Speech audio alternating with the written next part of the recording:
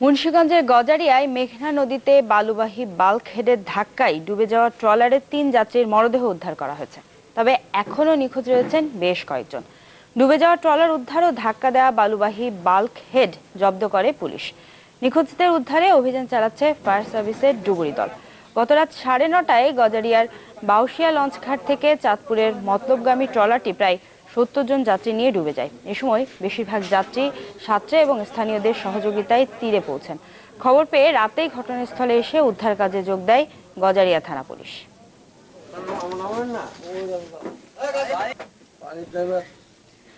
কক্সবাজারে বন্য হাতির আক্রমণে মারা গেছেন বর্ডার গার্ড বাংলাদেশ বিজিবির সদস্য ল্যান্স নায়ক হাবিবুর রহমান। বিজিবির Cox's Bazar sector commander colonel Khalequzzaman PSC জানান, গত রাতে মালয়েশিয়ায় মানব পাচারের খবর পেয়ে কক্সবাজার টেকনাফ সড়কের রেজু নদী সংলগ্ন পাহাড়ে অভিযানে যান তারা। এ সময় একদল বন্য হাতি আক্রমণ চালালে ঘটনাস্থলে মারা যান ল্যান্স নায়ক হাবিবুর রহমান। রাতেই তার মরদেহ উদ্ধারে নেওয়া হয় কক্সবাজার জেলা সদর হাসপাতালে। ময়নাতদন্ত শেষে সকালে বিজিবি ক্যাম্প মাঠে অনুষ্ঠিত হয় নামাজে জানাজা। পরে হাবিবুর রহমানের মরদেহ পাঠানো হয় তার গ্রামের বাড়ি ঝালকাঠির পূর্ব চাঁদকাঠিতে। ঢাকা ও চট্টগ্রামের 3 সিটি নির্বাচনে মনোনয়নপত্র যাচাই বাছাই শেষ হচ্ছে আজ। গতকাল সবগুলো সিটিতেই মেয়র প্রার্থীদের মনোনয়নপত্র যাচাই বাছাই শেষ হয়। এখন চলছে কাউন্সিলর ও সংরক্ষিত কাউন্সিলর প্রার্থীদের। ঢাকা উত্তরে 2 জন, দক্ষিণে 3 জন এবং চট্টগ্রামে 1 জন মেয়র প্রার্থীর মনোনয়নপত্র বাতিল হয়েছে। ঢাকা দক্ষিণে বিএনপির স্থায়ী কমিটির সদস্য মির্জা আব্বাস, কেন্দ্রীয় নেতা আব্দুস সালাম, আসাদুজ্জামান রিপন ও সাবেক কাউন্সিলর কাজী বশিরউদ্দিন টিকে গেলেও মনোনয়নপত্র অবৈধ ঘোষণা করা হয় নাসির উদ্দিন পিন্টু। আর উত্তরে বাতিল হয় বিএনপি চেয়ারপারসন উপদেষ্টা আব্দুল আওয়াল মিন্টুর মনোনয়নপত্র। এছাড়া চট্টগ্রামে মনোনয়ন বাতিল হয় ফোরকান চৌধুরী নামে এক প্রার্থীর। আগামী 9 এপ্রিল প্রার্থিতা প্রত্যাহারের শেষ দিন। পরদিন 10 এপ্রিল প্রার্থীদের মধ্যে চূড়ান্ত প্রতীক বরাদ্দ দেবেন রিটার্নিং অফিসাররা। 3 সিটিতেই ভোট হবে আগামী 28 এপ্রিল।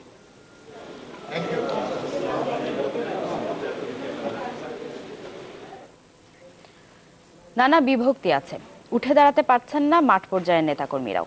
তারপরও সিটি নির্বাচনে দল সমর্থিত প্রার্থীকে জেতাতে অভ্যন্তরীণ বিভেদ ঘোচানোর চেষ্টা করছে চট্টগ্রাম বিএনপি। কয়েক ধারায় বিভক্ত দলটির শীর্ষ নেতারা চেষ্টা করছেন এক কাতারে থাকার। ভোটের ফল নিজেদের অনুকূলে আনতে মঞ্জুর আলমের পক্ষে মাঠেও নেমে পড়েছেন তারা। বন্দরনগরীতে বিএনপির অভ্যন্তরীণ কোন্দল বহুদিনের পুরনো। বিশেষ করে শীর্ষ 4 নেতার নেতৃত্বে বিভক্ত হয়ে আছে নেতাকর্মীরা। তার উপর সরকার বিরোধী আন্দোলনকে ঘিরে শীর্ষ নেতারা আত্মগোপনে যাওয়ায় এক প্রকার অভিভাবকহীন হয়ে পড়ে মাঠ পর্যায়ের কর্মীরা। এ অবস্থায় সিটি নির্বাচনকে ঘিরে নেতারা যেমন প্রকাশ্যে এসেছেন, তেমনি আবারও এক কাতারে বসেছেন তারা। যে একতাবদ্ধভাবে আমরা কাজ করছি সেটা অব্যাহত থাকবে এবং যতক্ষণ না জনগণের অধিকার ফিরে না আসে, নাগরিক অধিকার ফিরে না পাই, গণতান্ত্রিক অধিকার, ভোটাধিকার ফিরে না পাবে, ততদিন আমরা সম্মিলিতভাবে একতাবদ্ধভাবে জনগণকে সাথে নিয়ে এই আন্দোলন অব্যাহত থাকবে। গেলবার প্রথমবারের মতো সিটি নির্বাচনে সাফল্য পায় বিএনপি। তাই এবারও একই প্রার্থীকে সমর্থন দিয়েছে দলটি। কিন্তু প্রার্থিতা নিয়ে দলের ভেতরে খানিকটা অসন্তোষ তৈরি হলেও তা নিরসন করে মেয়র পদে নিজেদের ঐক্য ধরে রাখার কথা জানালেন নেতারা। ব্যক্তিগত কোনো কারণে অথবা সাংগঠনিক কারণে যে কিছু কিছু সমস্যা ইতিপূর্বে দেখা গেলেও এবার কিন্তু কর্মী নেতাদের মধ্যে সেটা নেই। বিএনপি ঐক্যবদ্ধ, বিএনপির নেতৃত্ব এখন ঐক্যবদ্ধভাবে এবার কাজ করছে। এই যে তাদের মধ্যে একটা চিন্তা, এই চিন্তা আমাদের সমর্থন আরো অনেক বৃদ্ধি পাবে। তবে সবকিছুর পরও এই ঐক্য শেষ পর্যন্ত কতটা কাজে দেয় সেদিকেই তাকিয়ে দলের নেতাকর্মীরা। কারণ এখন পর্যন্ত এই প্রক্রিয়ায় দেখা যায়নি মহানগর বিএনপির সাধারণ সম্পাদক শাহাদাত হোসেনকে। ইমদাদুল হক, চ্যানেল 24, চট্টগ্রাম। 20 দলীয় জোটের নতুন করে ডাকা 24 ঘন্টার হরতাল চলছে।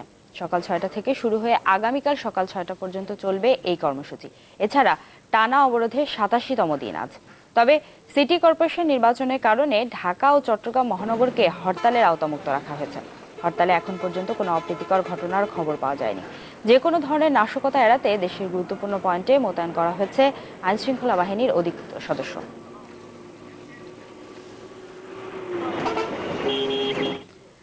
বিদেশি বিমান অবতরণের মধ্য দিয়ে পূর্ণাঙ্গ রূপ পেল সিলেট ওসমানী আন্তর্জাতিক বিমানবন্দর।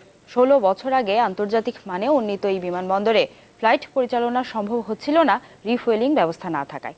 সম্প্রতি সেই ব্যবস্থা চালু হয় ওসমানীতে দেশি বিদেশি এয়ারলাইন্সের সরাসরি ফ্লাইট ওঠানামায় আর বাধা নেই বলে জানিয়েছে কর্তৃপক্ষ।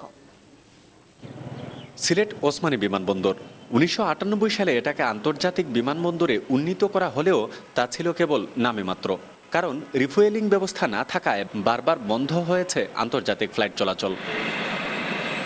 তবে আবারও আন্তর্জাতিক ফ্লাইট ওঠানামা শুরু হয়েছে এই বিমানবন্দরে। গেল বুধবার ফ্লাই দুবাই এয়ারলাইন্সের একটি সরাসরি ফ্লাইট অবতরণ করে ওসমানীতে।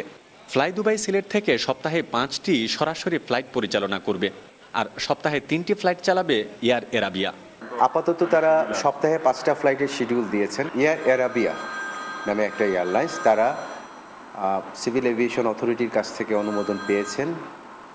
এ পর্যন্ত তাদের প্ল্যানিং হচ্ছে তারা সপ্তাহে 3টা ফ্লাইট, রাস আল খাইমা একটা জায়গা আছে, রাস আল খাইমা থেকে সিলেটে অপারেট করবে। সরাসরি ফ্লাইট চালুর ফলে যাত্রীদের সুবিধার পাশাপাশি সিলেটের রপ্তানি বাণিজ্যের প্রসার ঘটবে বলে মনে করেন সংশ্লিষ্টরা। যেহেতু আমাদের সিলেটের প্রবাসী অধ্যুষিত অঞ্চল, পাশাপাশি নৈসর্গিক দিক থেকে সিলেটটা পর্যটনের জন্য বেশ উর্বর, পর্যটন শিল্পের জন্য, সেই ক্ষেত্রে আশাবাদী তো হওয়াই যায়। ওসমানী বিমানবন্দরে এখন রিফুয়েলিং করা হচ্ছে ট্যাঙ্ক লরির মাধ্যমে। তবে পূর্ণাঙ্গ স্টেশন চালু হতে মাস 2 লাগবে বলে জানান পদ্মা অয়েলের কর্মকর্তারা। একটা রিফুলে আমাদের 18,500 লিটার ক্যাপাসিটি থাকে। এটা দিয়ে আমরা 2টা রিফুলার আমাদের আছে। এটা দিয়ে আমরা আপাতত ছোট ছোট এয়ারক্রাফট এবং ফ্লাই দুবাই আজকে প্রথম সিলেটে প্রথম আমরা এটা চালু করলাম। এটা হতে আরও হয়তো 1-1.5 মাস, ম্যাক্সিমাম 2 মাস হতে সময় লাগতে পারে। অভ্যন্তরীণ রুটের পাশাপাশি আন্তর্জাতিক রুটেও এবার বিমান চলাচল শুরু হওয়ায় দীর্ঘদিনের অপেক্ষার প্রহর শেষ হলো সিলেটবাসীর, এমনটাই মনে করেন সংশ্লিষ্টরা। গুলজার আহমেদ, চ্যানেল 24, সিলেট। দীর্ঘ 4 মাস বন্ধ থাকার পর অবশেষে শনিবার খুলছে কুষ্টিয়ার ইসলামী বিশ্ববিদ্যালয়। একই সাথে 10টি শর্তে আগামীকাল খুলে দেওয়া হবে সব আবাসিক হল। এছাড়া পরবর্তী নির্দেশ না দেওয়া পর্যন্ত ক্যাম্পাসে সব ধরনের মিটিং, মিছিল ও সমাবেশের উপর নিষেধাজ্ঞা জারি করা হয়েছে। ক্যাম্পাস সচলের সিদ্ধান্তে খুশি ছাত্রছাত্রীরা, তবে ক্ষতি পুষিয়ে নিতে অতিরিক্ত ক্লাস পরীক্ষা নেয়ারও দাবি জানিয়েছেন তারা। শিক্ষার্থীদের আন্দোলনের মুখে অবশেষে খুলছে কুষ্টিয়া ইসলামী বিশ্ববিদ্যালয়, কাটছে 4 মাসের অচলাবস্থা। বুধবার সন্ধ্যায় বিশ্ববিদ্যালয়ের এক জরুরি সিন্ডিকেট সভায় এই সিদ্ধান্ত নেওয়া হয়। জানানো হয় শর্ত সাপেক্ষে 3 এপ্রিল সকাল 9:30টায় খুলে দেওয়া হবে আবাসিক হল। দেরিতে হলেও কর্তৃপক্ষের ক্যাম্পাস সচলের সিদ্ধান্তে খুশি শিক্ষার্থীরা। তাদের আশা শিগগিরই সংকট কাটিয়ে স্বাভাবিক হবে বিশ্ববিদ্যালয়।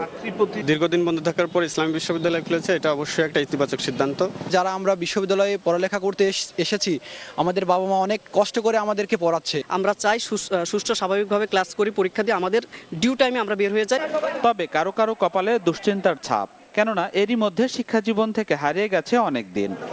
আমাদের অতিরিক্ত ক্লাস এবং পরীক্ষা গ্রহণ করে যাতে আমাদের এই যে ক্ষতিটা হলো এটা যাতে পুষিয়ে নেয়। 4 মাসের যে জটটা হয়ে গেছে এটা যেন খুব তাড়াতাড়ি আমরা পার করে উঠতে পারি। শিক্ষার্থীদের সাথে একমত বিশ্ববিদ্যালয় প্রশাসনও। ক্ষতি পুষিয়ে নিতে অতিরিক্ত ক্লাস পরীক্ষা নেয়ার কথা জানালেন তারা। ছেলে মেয়েদের অতিরিক্ত ক্লাস পরীক্ষা অনুষ্ঠানের মাধ্যমে তাদের যে ইতিমধ্যে ক্ষতি হয়ে গেছে সেটা পুষিয়ে আনার সকল শিক্ষকগণ চেষ্টা করবেন, সেই আহ্বানও সিন্ডিকেট সভা থেকে রাখা হয়েছে। গত বছরের 30 নভেম্বর বিশ্ববিদ্যালয়ের মেইন গেটে বাস চাপায় এক শিক্ষার্থী নিহতের ঘটনায় উত্তপ্ত হয়ে ওঠে ক্যাম্পাস। আগুন দেওয়া হয় ভাড়া করা প্রায় 35টি বাসে। এ ঘটনায় 8 জানুয়ারি পর্যন্ত ছুটি ঘোষণা করে কর্তৃপক্ষ। এরপর ক্যাম্পাস খুললেও একদিনের মাথায় আবারও বন্ধ ঘোষণা করা হয় বিশ্ববিদ্যালয়। Desk report, channel 24।